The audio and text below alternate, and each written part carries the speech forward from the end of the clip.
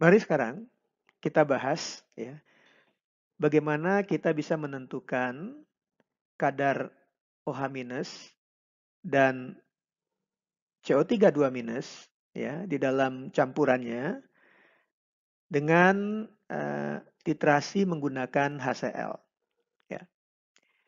Jadi reaksi titrasi yang terjadi itu ada 3 ya.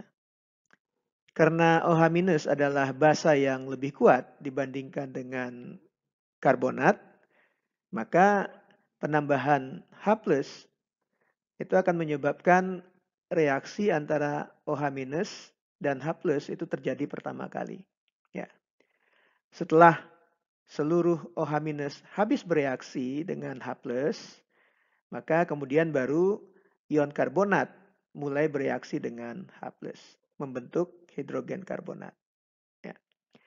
Setelah seluruh karbonat habis bereaksi dengan H+, maka hidrogen karbonat yang terbentuk ya kemudian akan bereaksi dengan H+ yang ditambahkan kemudian. Ya. Jadi kalau kita lihat eh, kurva titrasinya ya, dari sini ke sini ya, itu adalah reaksi pertama ya. Jadi ini adalah daerah di mana reaksi pertama terjadi. Ya, OH- bereaksi dengan H+. Ya. Ini dari sini ke sini adalah daerah di mana ion karbonat bereaksi dengan H+. Ya. Setelah ion karbonat habis bereaksi, ya, pH akan turun.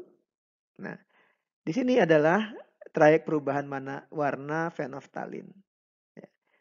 Jadi ini adalah titik akhir yang akan kita peroleh kalau kita menggunakan indikator fenolftalin. Tetapi kalau kita menggunakan indikator bromkresol hijau, ya, trayek perubahan warna dari bromkresol hijau itu ada di sini. Ya. Jadi kita akan mencapai titik akhir bromkresol hijau ya, jika seluruh reaksi ini, reaksi 1, reaksi 2, dan reaksi 3 sudah terjadi. Ya. Kita akan memperoleh titik akhir fenolftalin kalau reaksi 1 dan reaksi 2 sudah terjadi. Ya. Jadi kalau kita misalkan di dalam sampel itu ada A mol OH- dan B mol CO3 2-, ya.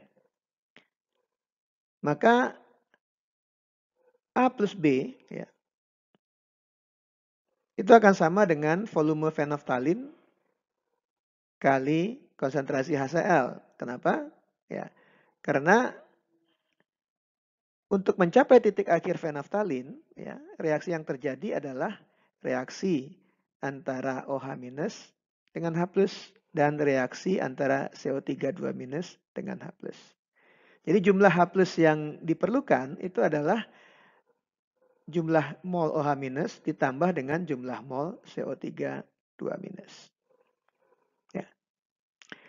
Nah, untuk mencapai titik akhir bromkresol hijau, ya, jumlah mol H+ yang diperlukan itu adalah A, ya, ini dari sini sampai sini, lalu B itu dari sini sampai ke sini, dan B lagi dari sini sampai ke sini.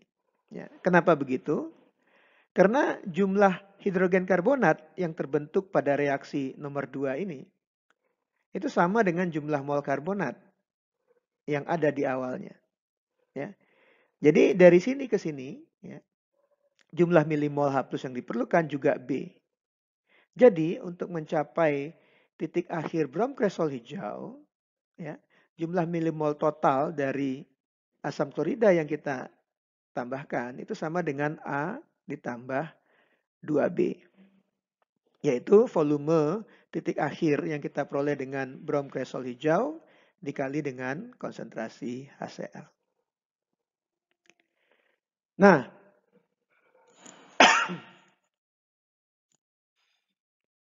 kalau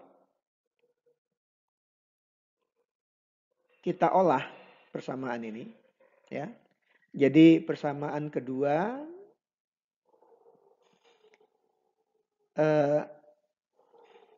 persamaan pertama kita kali 2. Ya, kalau persamaan pertama kita kali 2, itu hasilnya adalah 2A ditambah 2B sama dengan 2 kali fenolftalin, volume fenolftalin kali konsentrasi HCl. Lalu setelah persamaan pertama ini kita kali 2, kita kurangkan dengan persamaan kedua. Ya. Kita akan dapatkan jumlah mol A. Ya. Itu adalah jumlah mol dari ion hidroksida yang ada di dalam sampel, ya. Jadi kita akan dapatkan ini. Jadi untuk menentukan jumlah mol hidroksida di dalam sampel, ya, itu adalah 2 kali volume titik akhir fenolftalin dikurangi volume bromkresol hijau dikali konsentrasi HCl. Nah, sementara untuk memperoleh B, ya, kita kurangkan saja persamaan kedua dikurangi persamaan pertama. Jadi B itu adalah jumlah mol dari karbonat.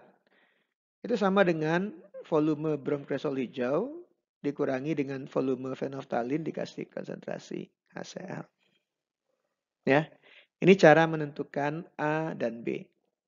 Ya. Nah, kita bisa mengetahui apakah di dalam sampel itu ada campuran OH- dengan karbonat itu dengan kriteria ini, ya. Jadi jika volume bromkresol hijau itu lebih kecil dari 2 kali volume, ya, titik akhir yang diperoleh dengan fenolftalin, maka itu mengindikasikan bahwa di dalam campuran itu ada OH- dan karbonat. Ya. Jadi ini, ya, cara menentukan kadar OH- dan karbonat dalam campuran melalui titrasi asam basa.